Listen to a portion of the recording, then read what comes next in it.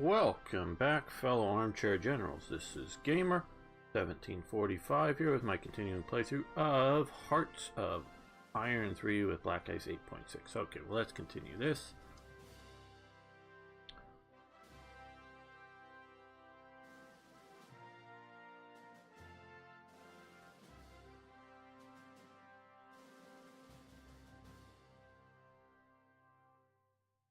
Okay, they're here now. You're getting ready for an invasion here. I think we need to wait for a few more troops that are on trains coming up. What I hear.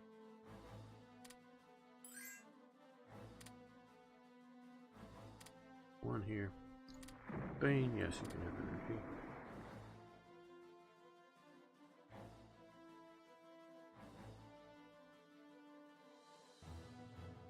And the fighters are here. Well, we're gonna let them get organized.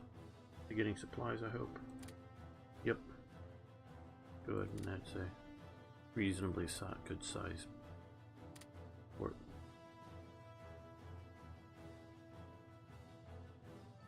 And we're here. Okay, we're here.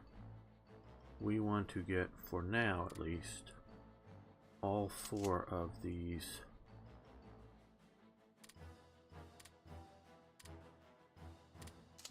garrison base units. We're going to drop 2 per island here and pick up the marine. Well,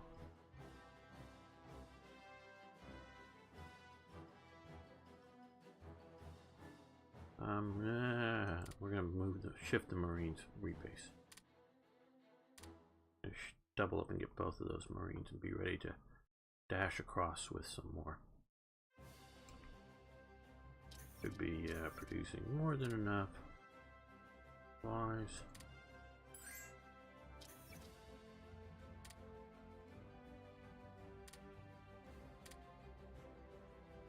It may have metal.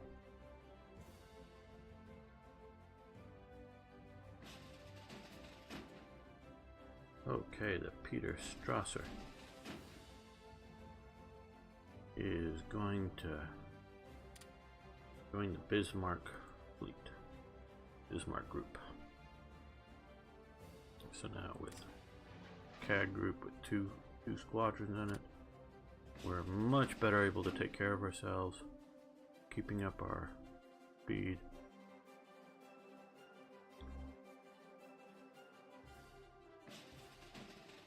Now, I guess we should bring these guys. Well, are there units up here still that we want to move out? Yeah, the behind important headquarters. Gotta reorganize, been meaning to do so for a long time, just haven't. No. Okay, well, but I do want a few of these. I want of these. They connected. Too many units, too far away. So, come up and join there.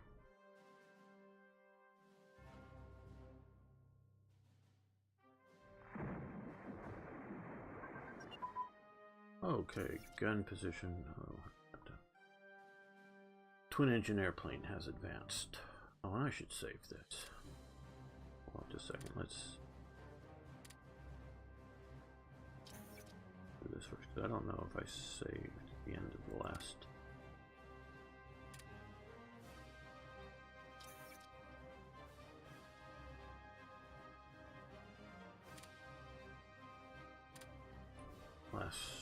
Episode.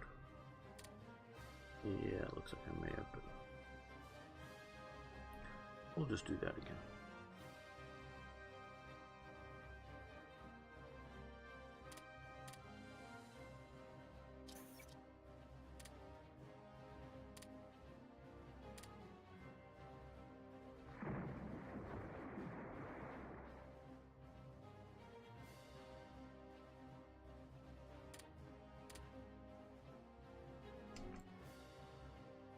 I sent these relatively recent coastal subs, and I'm still, at least within game terms, very much believing that they are helpful, useful, and worth building, because there are many cases out here that cheap subs like this can still be quite effective. And are we here yet? Yes, we're here, yes. Now what we need to do is grab 2 of these.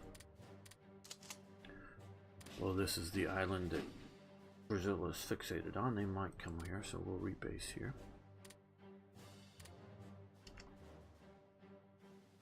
How do I put this?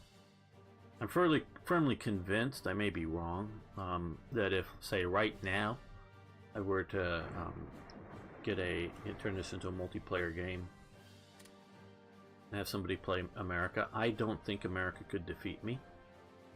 But I do think America could keep me from getting across the Atlantic by holding these islands, by having enough navy and air around places that would just keep me from being able to invade. At least that's my estimation of the situation. Without a Russian front. Now, obviously, if I really thought that was going to be the case, I wouldn't be leaving a lot of extraneous units like these lying about here. Okay,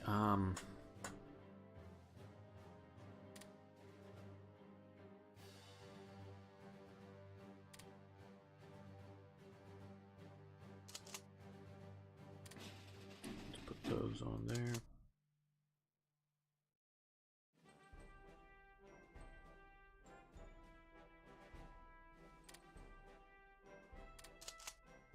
And those, I guess. Probably should have got free will and key units, because those will be useful where we're sending them.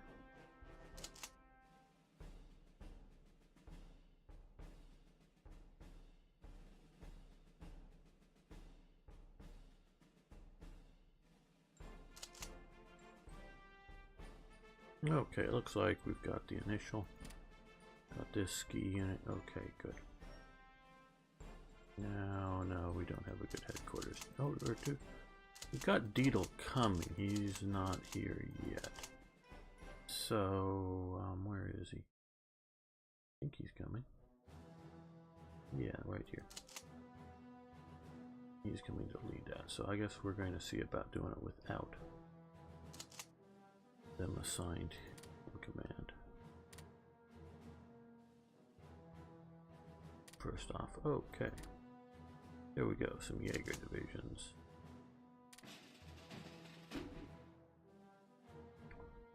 So let's come up to here. On base here. Base.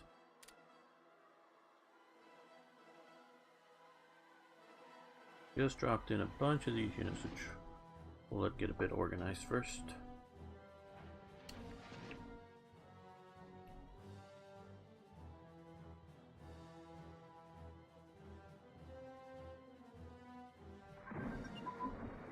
Okay, Air Force HQs have advanced. Haven't done one of them in a long time, and we will stop that for now. I'm going to say yes to the additional HQs just to mostly see what they are, so you can see. There we go. I think that's a good one to do. Level 8. Obviously, I really don't need them because I'm not using them. It will be formed in Smolensk, formed in Berlin.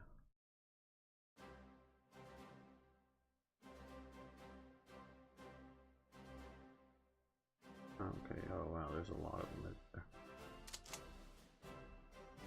So, well, see, unfortunately, we've already pulled Von Grimm away from wherever he was probably serving.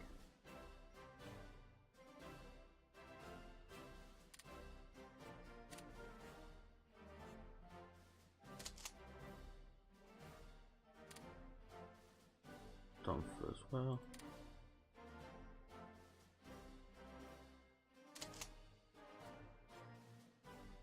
Or I think it was also.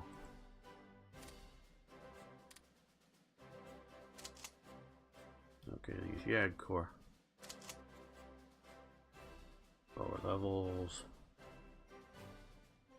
Again, we don't need them. You decide whether you want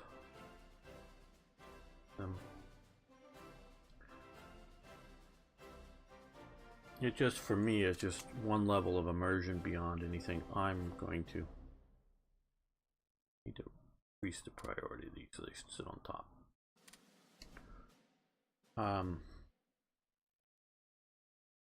You know, that I'm going to do of attaching different commands to them.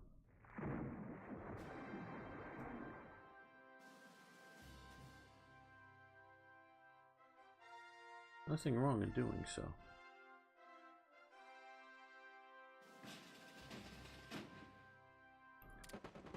Okay.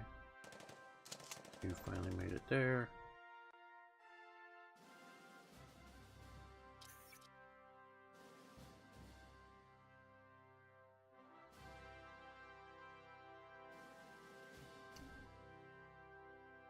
I want these guys to have some level of organization before I start moving them around, so that we're going to overstack.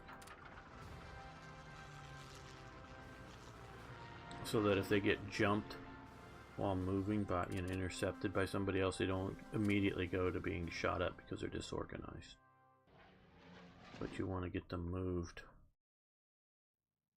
That may be long enough. Don't want to overstress more than I have to. Any one base.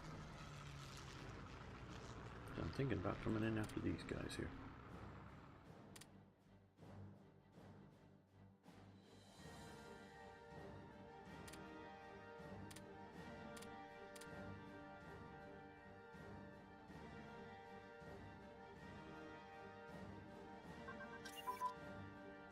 Okay, well, supply transportation advance, that's great. It'll help everywhere, everything. The supply cost, that's just very useful. Okay, and naval HQs, yes, I was expecting that to be next on the event chain. Well, I'm going to start doing some of those HQs. And these, yes, we're pushing it a year in advance, but not that bad. And yes, we're going to take this one, just, you can of course do the no need. See what we get here.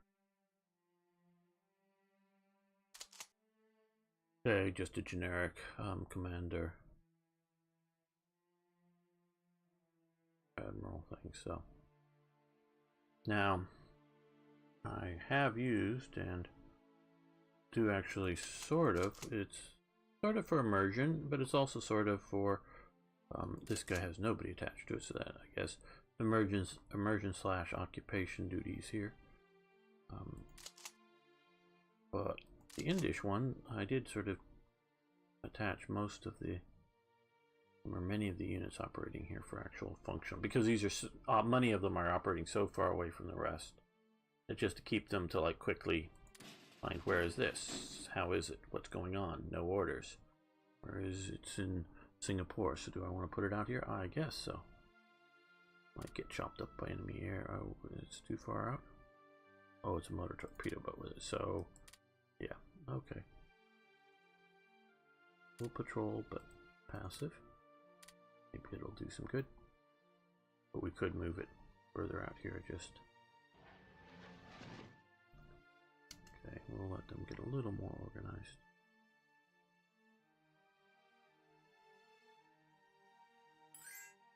Yeah, to some degree this is the calm before the storm.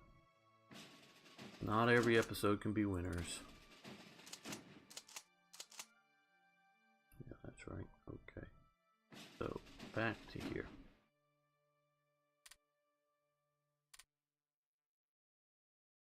Now, I think you're up to here, yes.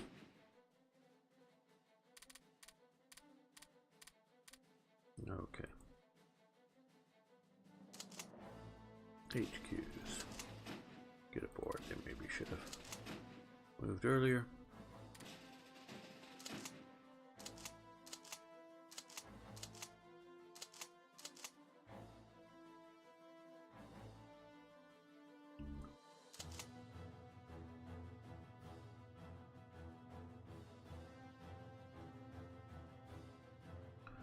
let's see. I want to leave one, so in the flak division. Okay, so all of them get on board.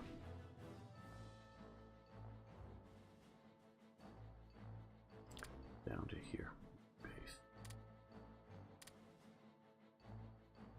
We're gonna get ready to dash across with a bunch of good units once we do a landing.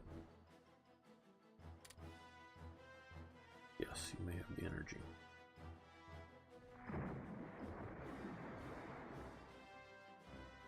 Did my units ever show up down here? Oh yes, yes they did. Okay.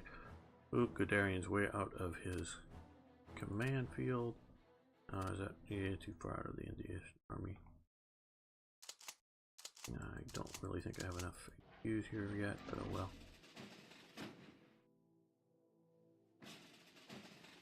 And yes, we can form new ones, just generic ones, but I do sort of know I have a lot.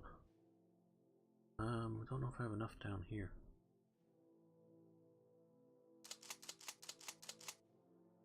Oh, well, this is probably easier to see which ones are on the top. USS, Italian, okay, one Panzer, other Panzer, okay, I've Jaeger, good. I've got plenty of HQs, so let's do that trip. These guys will move pretty fast with this. As you, let's see. Well, note, the other ones moving on these slow guys still aren't there, so they're going to be halfway back before these guys even make it there.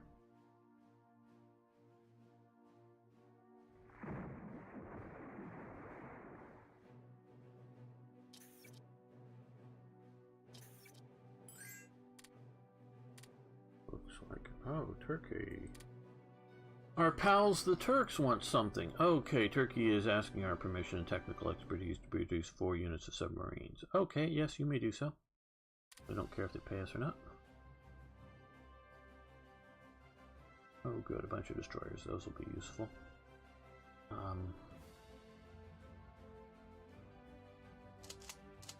Yeah, I moved some units well before I was ready for them. Okay. Yeah, a little more organization.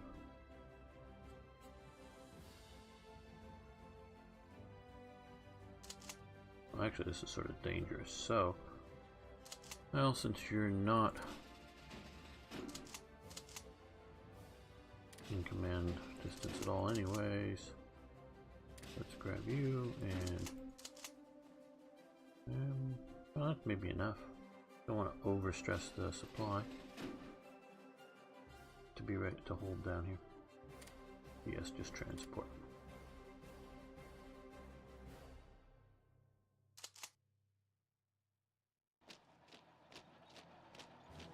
There we go, attack those Marines, overrun them.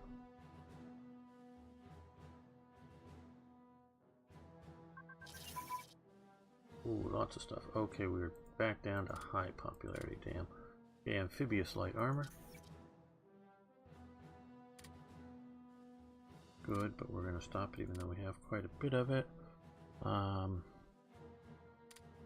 we're sort of just doing these 45. Applies for Crete, not at this time. Applies for Athens. No, not at this time. We're getting in there by sea. Okay, Fug 227 Flinberg was a German passive radar receiver developed by Siemens and Hask and introduced into service in spring '44. It used wing and tail mounted dipole antenna, or dipole, I don't know, was sensitive to mid VHF band frequencies of 170 to 270 megahertz, subharmonics of the Monix radar 3000 megahertz transmission. Oh good, that really helps. It allowed the Luftwaffe night fighters to home in on Monica tail warning radars of the RAF bombers. Oh, that's cool. Well, I get that part of it. The the bombers had a tail warning radar, you know, sort of like bouncing out the back. Hey, is anybody behind me? Is anybody behind me? Is anybody behind me?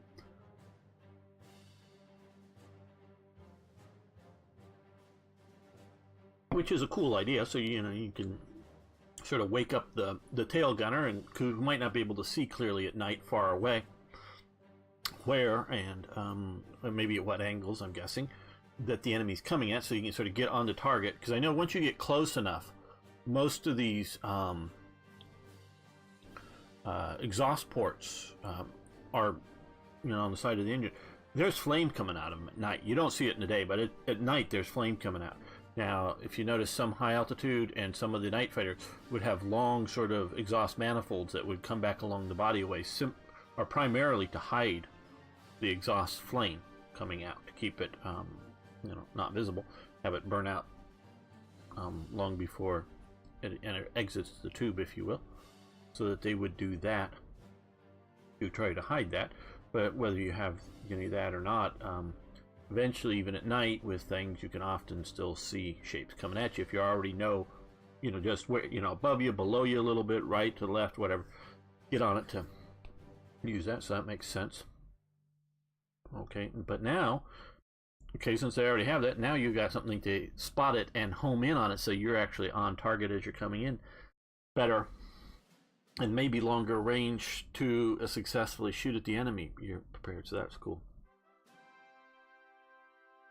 Okay, on the morning of the 13th of July, 1944, a Junkers Ju 88 G1 night fighter of the Schiff equipped with the Flensburg landed at RAF Woodbridge by mistake and was captured. When the British military science examined the Flensburg equipment, they quickly realized its purpose and informed the RAF, who ordered Monaco to be withdrawn from all RAF bomber aircraft. Subsequently, further variations of Flensburg 2 to Flensburg 4 were developed for detecting Allied radar jammers. Okay, cool. We can put in some supplies to improve radar. Yes, and I'm very much for this kind of event, because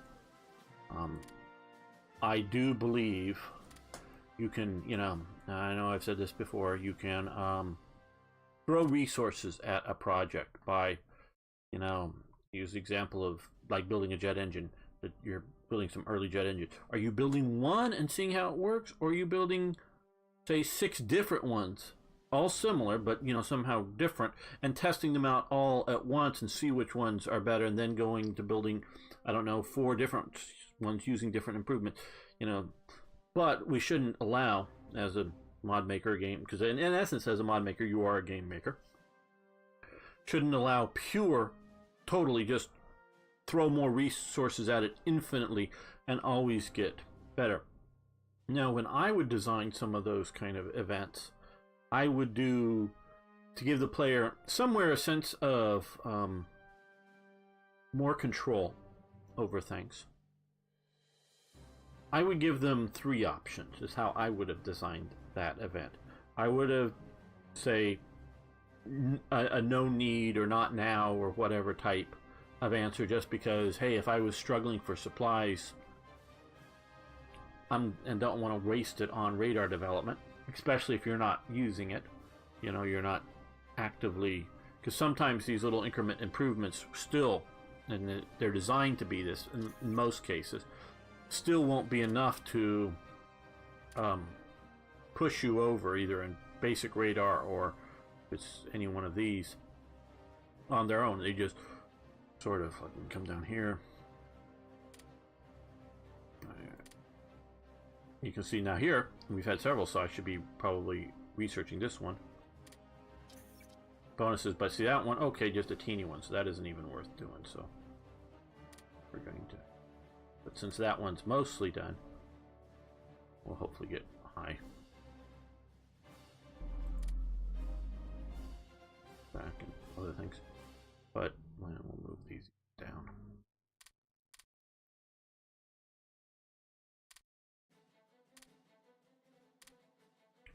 There we go. So that's being researched. But they're meant to, you know, give you a bonus through the historical thing, so you can throw some resources, because at some point you can only test so many variations of an engine at once without learning enough and then doing more. So you can do that. So I would normally do a no option, sort of standard, what I think would be good. And then I normally do another one that costs maybe, I don't know, 3 times as much, but only gives you, say, 1.5 times more benefit. So it's the sort of diminishing returns. You can throw some more resources at a research project and get some better results, but at some point, any more resources doesn't help. So it's a little bit more. So like if we were in this situation and have plenty of supplies, you're winning the war and you're thinking about coming after America, hey, yeah, you can go the, super expensive with just a little bit more because, hey, it'll help and you've got it. And that's sort of, but it's sort of the not smart from effective resource use, shall we say. Not smart. But we can be wasteful, Okay, the 6th Fallschirmjäger Division was formed at Amiens, France in June 44. Fallschirmjäger Regiment 16 was detached soon after forming and sent to the Eastern Front. In September 44, it was redesignated Fallschirmjäger Grenadier Regiment 3 Hermann Göring and made part of the Fallschirmjäger Panzer Grenadier Division 2 Hermann Göring. Okay. Yeah, that's unfortunately, I guess, for paratroopers, airborne, whatever you want to say. The Fallschirmjägers just really became elite infantry, if you will. Now we're going to, which of course they are, and which, for the most part, well, it depends. They're fairly precious because you don't want to waste them. You have, and I came over here to Bastogne for a reason, is you had the, I think, 101st is it, or is the 82nd is the Screaming Eagles? Sorry, I forget which one. But you had them trucked into Bastogne after the, the German Ardennes offensive started, realizing that, oh shit, something's happened. And they were able to rapidly move into, because they were just sort of in the rear and not doing anything, sort of preparing for future operations. They were, moved in and used as elite infantry units and did very well. And obviously weren't sacrificed in that it wasn't, destroyed. And I don't think the casualties were overly heavy. So, and you shouldn't only, just because we don't need to, only use, I'm talking real world paratroopers purely as a, paratroopers at critical junctions. You should use them as decent elite infantry type things too, but do you really need to have, and it's probably, I would say, also a bad idea of trying to have a separate Luftwaffe army separate from the regular army? Just put these guys into the regular army and don't worry about the paratrooper training part of it, because if you don't need the paratroopers, they're expensive to train. Yes, you may have metal. Okay, now how are we doing for organization? Okay, I want these guys to get organized up. I want protection while I invade. Now,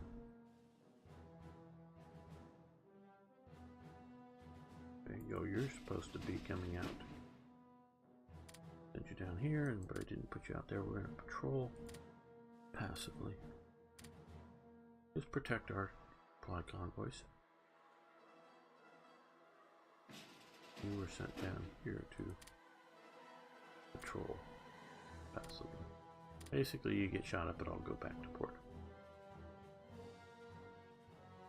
Yeah, you're taking a bit. You're a bit slower now. Not terribly slower, but a bit slower. Okay, so we're going to use the 2nd and the 3rd Marine Sturm Divisions. Or Marine Infantry Divisions, or whatever you want to call them. And we're going to... Yes. It keeps refiring because it doesn't come back and finish properly.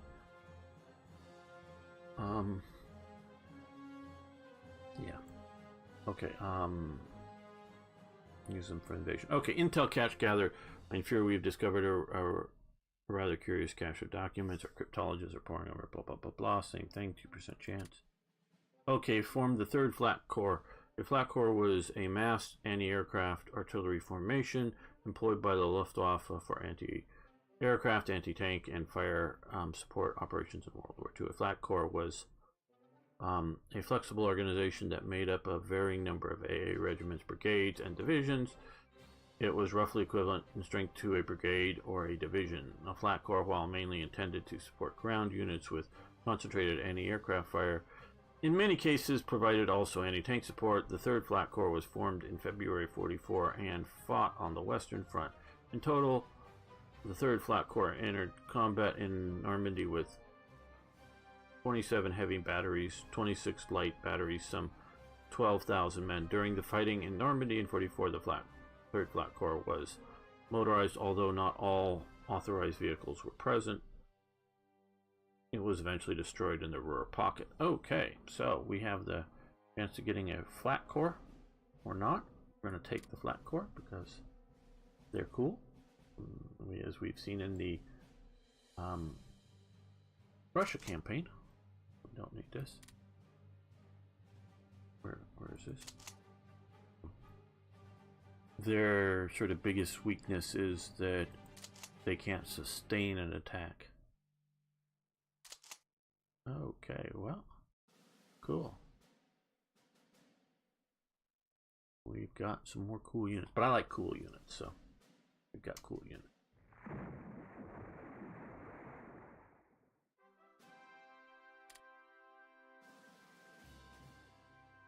Now, what are you doing there, kid?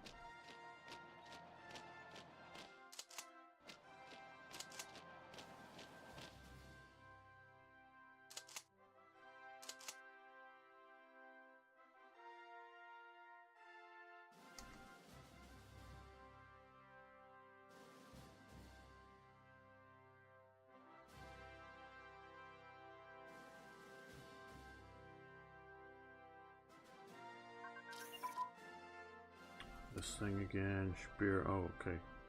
We'll read the Speer thing. That should be good. Self-propelled rocket artillery. Okay, cool. And we'll just I think I want it done, so we'll let that go. Okay, Speer coordinates our air armament. I love this photo. I've seen it before.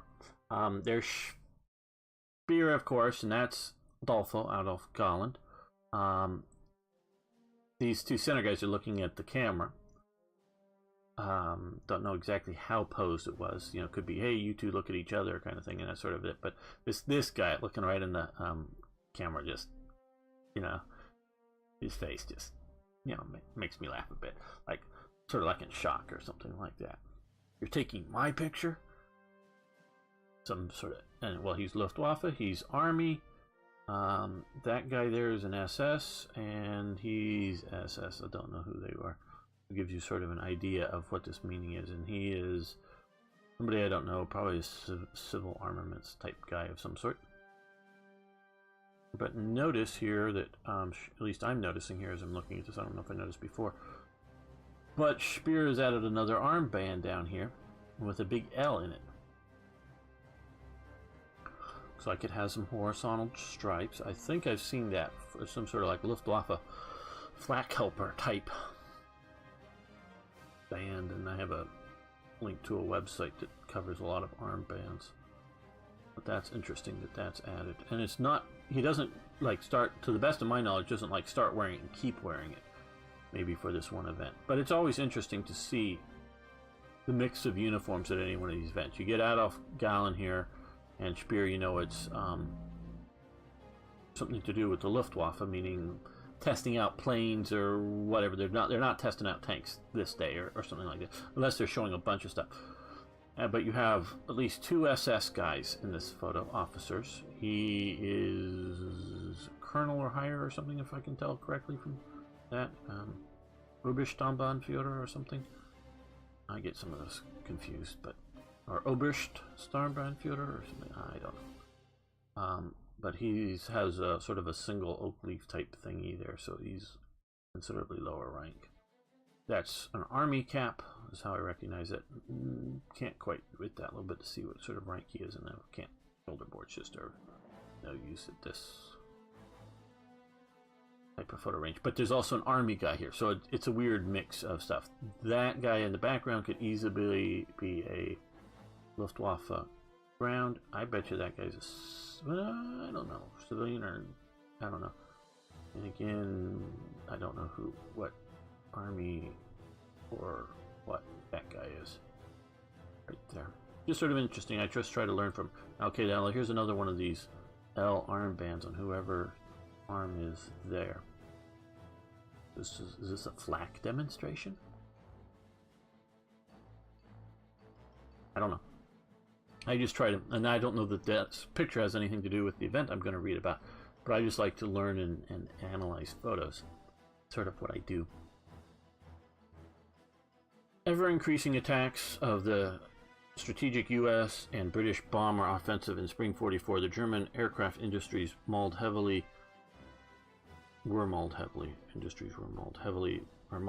production capacities of, that's awkward sentence, but probably correct, capacities of the aircraft factories, together with the great losses of the German fighter force, the notorious bad management of Hermann Goering, which had not allowed for upscaling and modernization of the Reich air industry, led to the transfer of the air armament coordination to the responsibility of Albert Speer and his ministry in March '44. Again, the relentless and ruthless nature of Speer's management genius increased the production numbers of an armament sector. Within 3 months, the monthly output of German aircraft factories reached for the first time over 4,000 planes. However, the numerical and quantitative superiority of the Allied air armada could, even with higher than average production figures, not be challenged, let alone broken.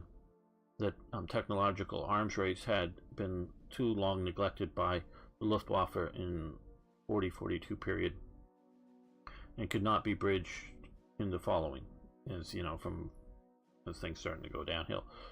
The permanent warfare of the Luftwaffe on all fronts since '39 did not allow to recovery from ongoing high losses of material and personnel. Excuse me. The training of new pilots could not catch up with the ever-increasing demands of replacements. Large production gains were eaten up very quickly by the various fronts. Allied air offensive against strategic transportation hubs and railway installations in the summer of '44 targeted a choking point of Speer's ability to flexibly react on bombing damage.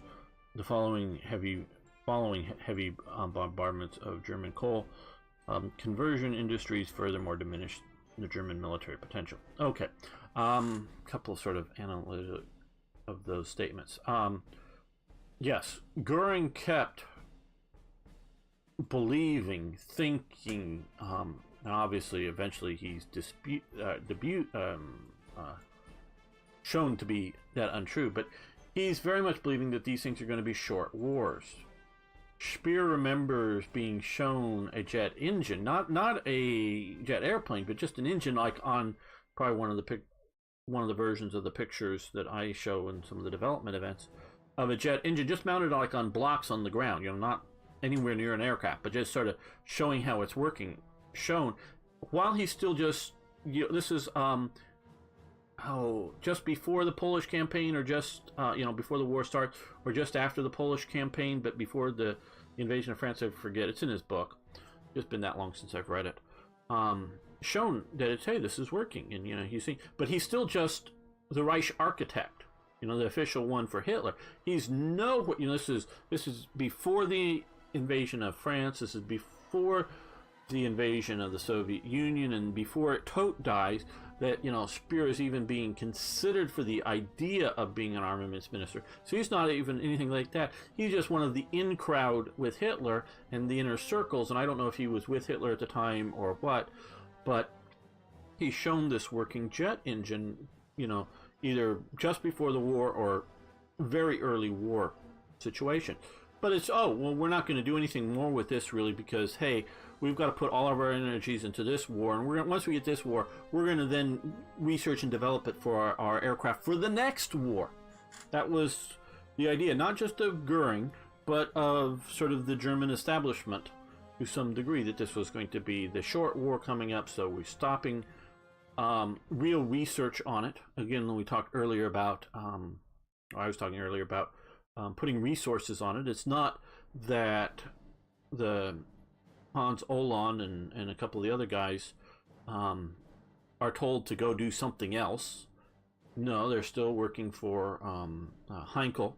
Heinkel does come up with the first operational jet for the Germans, but they don't put it into production. It's operational, but it's, you know, prototype flying stuff. So they're continuing to develop it, you know, through this time period. But they're not like putting resources into it. It's like, oh, you're over in the shed around the back of the factory here, toying around with this stuff and seeing how you're doing. And oh, you need to, you know, borrow an extra couple of metal pieces or something. Oh, okay, go ahead. You know, that's sort of the attitude. Heinkel understood the benefits even before the war. I'm presuming it was a Heinkel, this Heinkel engine that Hans Oland was working on. But because if I remember correctly, Speer's just remembering it while he's writing his memoirs, and he wrote the incident without giving a lot of the detail. And there's a lot of it he was writing in prison, didn't have access to records. But so, you know, it's just sort of like something that they're working on, but it goes on to low productivity. So this is sort of Goering's thing through a lot of stuff. I don't know how much Goering is as a technical person. He obviously was technical enough to understand the what technical things you need to understand about flight to be a World War I fighter ace, and a reasonably good one of that, and then eventually being the commander of the Flying Circus. That's what he was, taking over Richthofen's job.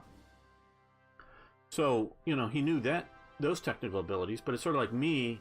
You know, earlier they were talking about, you know, and I understand the wavelengths, the megahertz, or what, you know, concept for the radar device, but it really sort of means nothing to me until, oh, it identifies and tracks in on tail warning radar. Oh, okay, I get that concept. So I don't know that Goering, for engine flight development and other aerodynamics and other fighter development, if he's any really better than I am on that. Not that you necessarily need to be the overall manager of an organization like the Luftwaffe, but he really is short-sighted. So you know, it's always this, you know, it's just gotta sort of push out what we, you know, few more Stukas and we'll be okay, as opposed to the Stukas, which you want them to be slow while they're dropping the bombs, because you want the pilot to have enough time to come in and use air brakes and slow down and drop the bomb precisely and pull out. But you want it to be able to fly at a fast speed, and like the idea of having a instead of having fixed landing gear, you know, the wheels that go down, you want them to be able to fold up into the body so it's more aerodynamic. Just think if, and obviously it has that bent wing shape, so you really sort of can't easily do it. But just think how much more aerodynamic, how much faster the Stuka would have been had you just sort of made the wings a little more aerodynamic and be able to fold in the landing gear. Okay, just that. Same engine, same everything else. And that's not that impossible to design, guys. You know, I still, as you know, think all weapons are useful. I would continue to the end of the war using the Stukas, because, hey, you can bomb you know, Tito's rebel positions with Stukas, because they're going to have very limited anti-aircraft, and if there's very little chance of them, you know, although there were maybe big raids coming to Ploetzi, there's sort of what are you still holding out there for? You know, there's maybe minimum air opposition here for, you know, bombing the Yugoslav partisans towards the end of the war. But maybe you don't want to use them as the main bombing wing in support of the Ardennes offensive, you know, where you've got American fighters and all that kind of stuff. So they're still useful, but can you convert to building better with reasonable, simple improvements early on? And then, of course, as we're talking about looking towards jet bombers and jet capabilities, and you can build a jet, don't try to, as they did, worry about converting a jet fighter to be a bomber. Create a bomber that has good air brakes and everything else that you put on it, so as you're doing the bombing run, you slow down to drop the bomb precisely or fire the rockets or whatever. And then you have the flat type air brake things go flat, and you, hit the juice harder and power away. Yes. Now, the other thing is they say ever increasing demands for replacements, training of new pilots could not catch up to it.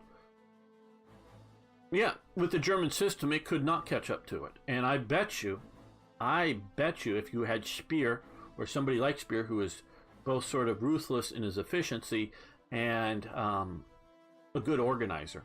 He was genius. I'm not saying he wasn't, but it's sort of maybe a bit overused in his case, because again, he's good self-promotion in his book, but had somebody like that look at early on, not in the last 5 weeks of the war, but early on enough, 43, he probably could have figured out a much better training system and got it implemented to increase the training of new pilots effectively, because like I was saying in an earlier episode, the U.S. very effectively industrially turned out pilots in very large numbers. So the Germans, through their production, and as what is it? Scaling and modernization led to transfer of armor and relentless nature. Speer. Okay, management within 3 months. Okay, reached over 4,000 planes a month. Well, obviously, a lot of planes get shot down with the pilot either okay or of limited injury that's going to, after, I don't know, a broken leg, ankle, or whatever, or arm or something, some minor injury, and landing in a parachute or being minor shot up is going to be back into shooting, or, back into flying again in a reasonably short time. But they weren't adding 4,000 new planes a month. They were replacing, as they sort of say, 4,000 planes a month. So many of those pilots were not in any fit shape to come back within a year or more. Burned up. Because you've seen some badly burned face of both German and British pilots I've seen, and others that are just no way that they, in any reasonable time are they ever going to get back into being, or they're dead. A lot of them die. So Germany just really had a problem of replacing all of those, even more problem, I do believe, than building of the aircraft. Okay, so let's see. We have the option. Short-range aircraft production gains 20. Now, we're probably going to do this, but realize we've already pushed this up to here, but a bonus would be good for when we restart searching that again. Okay, so, and again, part of this. Okay, and we get until the end of the war, 2% a build speed improvement. Okay, well, 500 metal. Obviously, we are, have more metal a month than we can ever figure out what to do with for the rest of the game. And supplies, well, we sometimes have the weird downs, and as we can click here, yeah, I can think of other things than supplies to build. And obviously I am, including a few carriers and some oil rigs in the Far East and things to deal with this stuff. But I've got plenty of supplies. It's only when we see the, wacky supply dips that we're sort of featuring here. And we can afford this. So yes, we're going to do that. For 2% air build speed is the real benefit. So yes, we will put Speer in charge of our air armaments. But I like the event. I think it's good. Okay.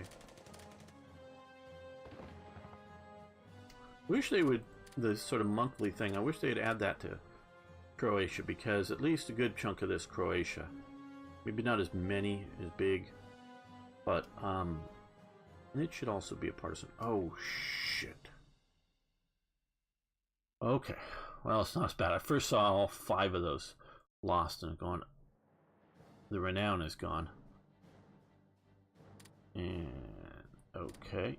So, let's see. We've had a shoot up here. We've lost a light cruiser, a destroyer, and a transport, but I don't remember, did we have 4 guys? I think that we had 3 and 3, so I don't know that we were over. You only start losing brigades. Actually, they will just lose these brigades as you do if you don't have enough transport for them. But if you have enough transport, no matter, you know, if we have 1 or you have 5 losses. Oh, and our air wing is all shot up too, bombing the coast off of. Oh, okay. There's still the Duke of York out there. It wasn't the Renown, it was another ship up here, one of our things that was basically 0-0 or 1-1 or something. I was going to show you at the beginning of the episode, but I forgot. I started the clock rolling because it was almost gone. Well, okay. Our unit, I think we are. Oh, okay. We also have that. So yeah. So I think we're pretty safe here.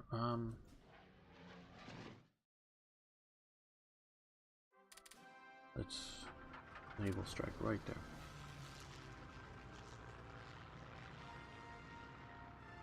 Just make sure that we get whatever it was, and they were moving units somewhere. Well, no, it wasn't so bad. I don't mind the loss of a few light cruisers like that, as long as we're sort of winning and kicking their butt. Okay,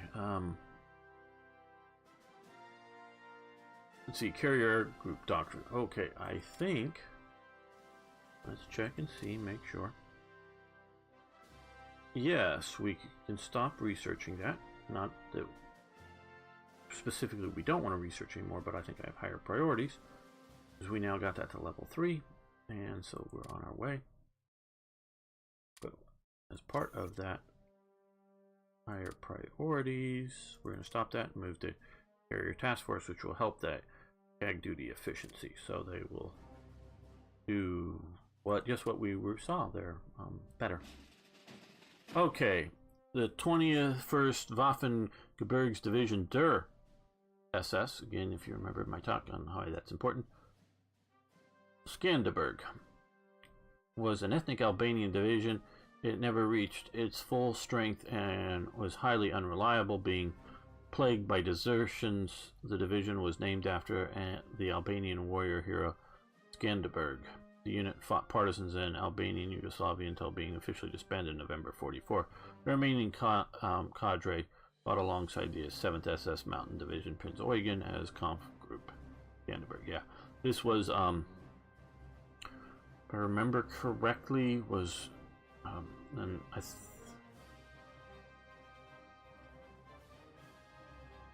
that, I believe, the photo up there is a doctored photo, I believe.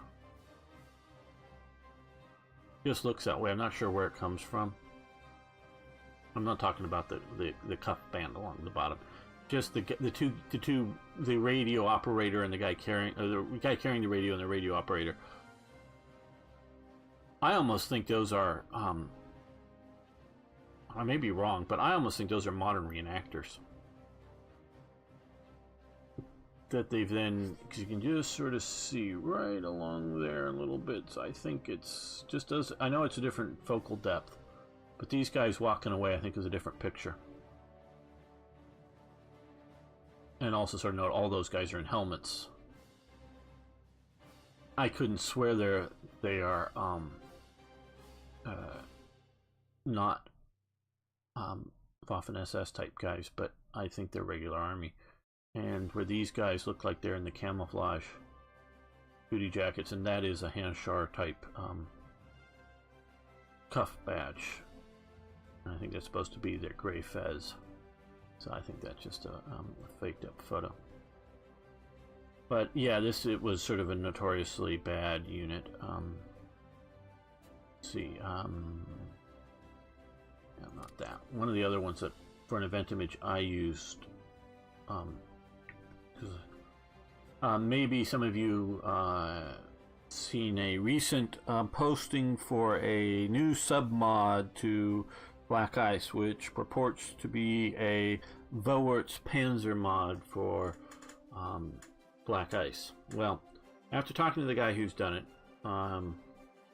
it's not including any of the event units or events that grant historical units from Bowitch Panzers.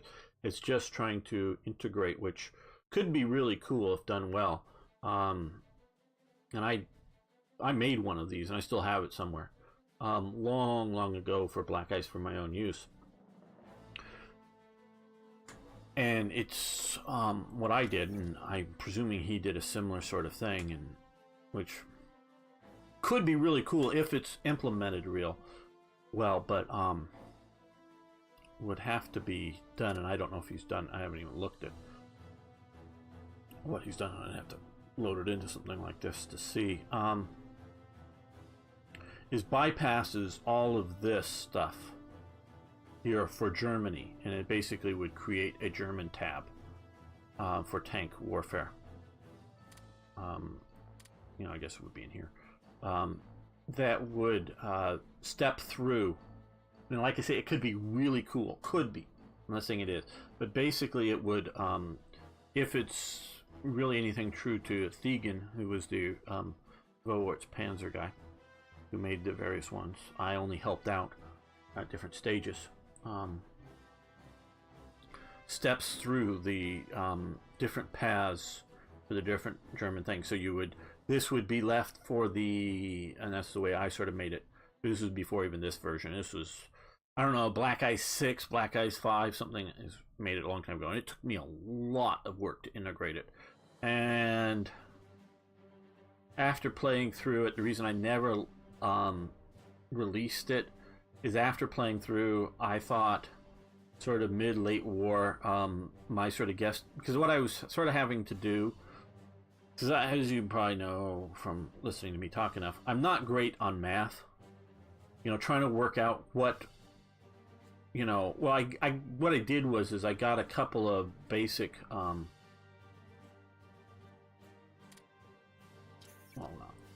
levels, and I sort of leveled through things artificially to find out, okay, well, let's get a medium tank unit. If this is a Panzer, 4 Aust H, okay, and so it has these, roughly, these types of, these are the same, shouldn't they be? Yeah. Stats. Well, okay, so this is a base of that sort of pinpointed a couple of different, levels of what this is. And again, okay, well, if this is a Tiger 1 and that's a Tiger 2 and that kind of thing, I sort of, now this is a sort of post-war fantasy type vehicle here, and why that's so much higher versus that, but if these different things match, well, that's the infantry tank, and so I sort of, figured out a couple of baselines and that, and then I sort of went through and tried to match what they would be sort of using the Bowitch Panzer system, so that my tanks would be specialized, because Thiegen did a really good job within both his original system and his later RPM rework of it, to step through and get, like, going to the long-barreled Panzer IV, and I keep forgetting what is the F2 or whatever, Aust F2, the long barrel, what would that, model, and then the next improvement doesn't get you any more piercing improvement, it just, the side armor, so it's a little more armored, and, it walks through sort of very detailed the different improvements to the different Panzer models, and they're used similar to the way Black Ice uses them for Hearts of Iron 4, in that you would have a Panzer IV battalion on the map, not just a medium tank battalion, but a Panzer IV battalion, and as you research tech through the game, go through the tech gains, it would upgrade Panzer IV. Now you could switch it from being a Panzer IV to being a Panther if you want to, upgrade it to a different model, to a Panther. But unless you did it, it would just only upgrade through the Panzer IV track, or the Panzer III track, or whatever. Really good stuff that Thiegen did for Germany, and he later also did some of the stuff for the U.S. as well. Like I say, really good, and if done right, and if balanced right, and it could be really cool for black ice, or it could be really effed up and cause lots of confusion and be a real big effing problem. That's sort of what I sort of came to the conclusion is once I sort of got to the end, my panzers were just kicking ass too hard, because I went through, and they weren't as complicated as they are today, but I went through and added a bunch of, these these type of bonuses to the units, because these were, doctrine bonuses as opposed to tech bonuses and all of that kind of stuff. So I went and did some of that, and they came out to be too uber, so I just didn't have the interest to try to go back in and do the maths and try to rebalance everything. So if done right, if balanced right, it could be really good, or it could be really messed up. But even without it being either really good or really messed up, it can just mess up things and causing lots of confusion. But fortunately, he says, and he didn't include, and this is sort of where we got on it, all the events to give out the units, because I made for the really great version that he did, I made at least a great majority of the unit event images. And so I found it wasn't Skanderberg, it was a different late Muslim unit, a bunch of European Muslims praying on Mass, led by an SS officer also who had converted to Islam. I thought it was a fascinating image for the unit, and it was an color image from the unit, so I found that was sort of cool. I don't think that was Skanderberg, but it was, and I don't right offhand. So we have sort of a funky, bad, low numbers. Okay, they did this right. They did this right. We got an HQ, cool. We've got a mountain unit that needs lots of work. We've got the commander who wasn't very good, and we've got some mountain artillery and some horse transport. Okay. Well, let's do something about this. Instead of leaving it this junky, what do we want to do? I think we'll just leave the basic unit there as a mountain division. With artillery, yes.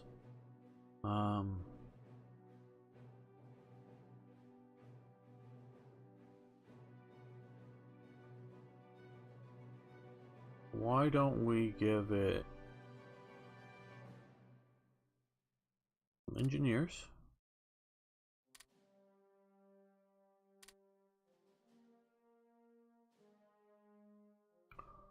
And because we're maybe going to take it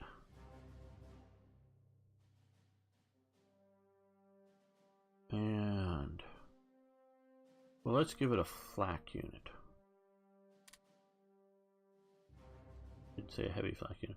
Now, these, I really wish they would redo this stuff, because I really like, I love a lot, and I know it's just because this is what the heavy flak unit is supposed to be. These really should be pictured images and set up for. This is what really the Vowert's Panzer stuff, and I don't know if they did some of the flak units too. I think they may have. It's been a long time since I played with it. Is the idea that not just have image for image sake, put it down here, but really try to model this stuff. And this is what I really sort of hope that, or what I really love about the Hearts of Iron 4 stuff. And yep, I'm thinking that because this is the heavies, these should be max 37mm guns. And they got better over time. They even got to where they were dual mounts for some of them. But okay, did we actually produce the flak, or did I just start talking? No, we started talking. Okay, so we're just going to do this and SS regular flak unit. Okay, so we've got engineers and flak.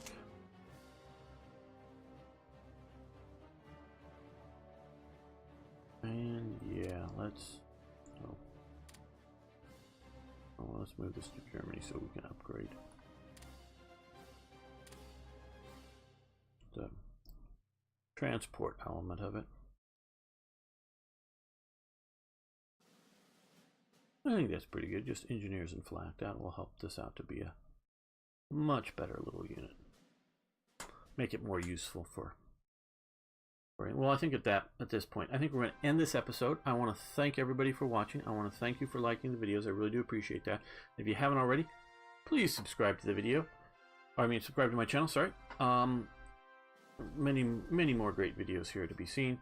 And of course, please post questions, comments, suggestions, ideas, corrections.